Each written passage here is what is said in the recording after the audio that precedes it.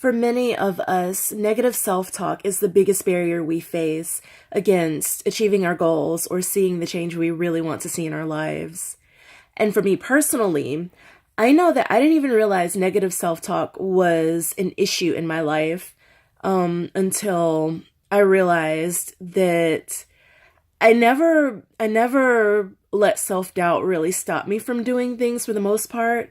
But whenever I would try something new or go for a goal, set a new goal, try to achieve it, I would oftentimes feel a little bit of anxiety.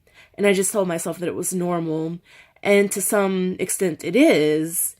But it wasn't until I heard someone else describe what negative self-talk, or I mean, like, I've even heard of people talk about intrusive thoughts, which is kind of a whole other thing, but just negative thoughts that run through your mind and you can't necessarily control them, and eventually they impact how you feel and what you do. I didn't know what that was really until I heard someone else describe it. And all of a sudden it hit me that sometimes I have these thoughts and it's kind of like they're on autopilot. And I realize that it's not necessarily me, that it's not something I'm actively doing, and that these things can become ingrained in your thinking. And so once I realized that that was a thing, like a totally separate mechanism outside of my outside of my conscious mind, I decided to change it.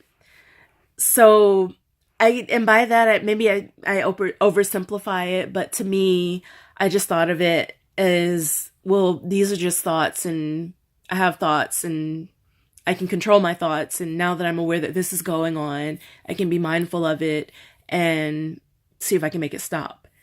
And so I just became a lot more mindful of the things I hear in my mind, like the inner dialogue, and the things I think, and the things that I kind of think in passing without putting much effort, because a lot of these patterns, again, these thought patterns are learned, they're ingrained, some of them are things we've heard our parents say over and over again until we begin to play them on autopilot in our minds.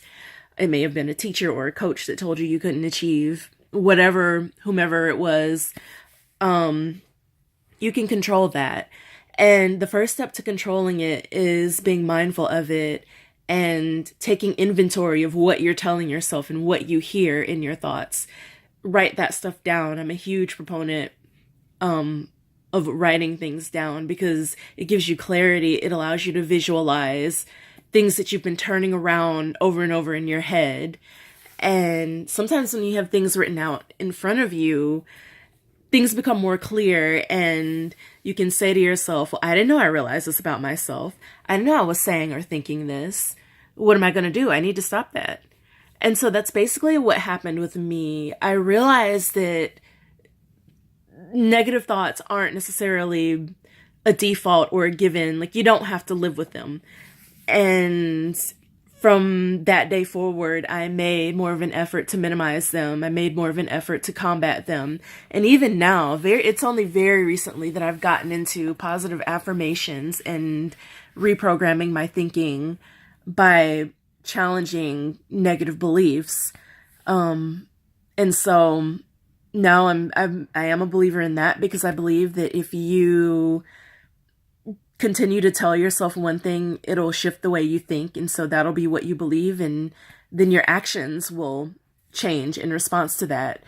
And there have even been scientific studies that now suggest that your subconscious mind doesn't know the difference between when you think something and when it actually happens. So if you tell yourself you're a success, you'll begin to behave like a success. If you tell yourself you've got self-control, you'll begin to exercise self-control.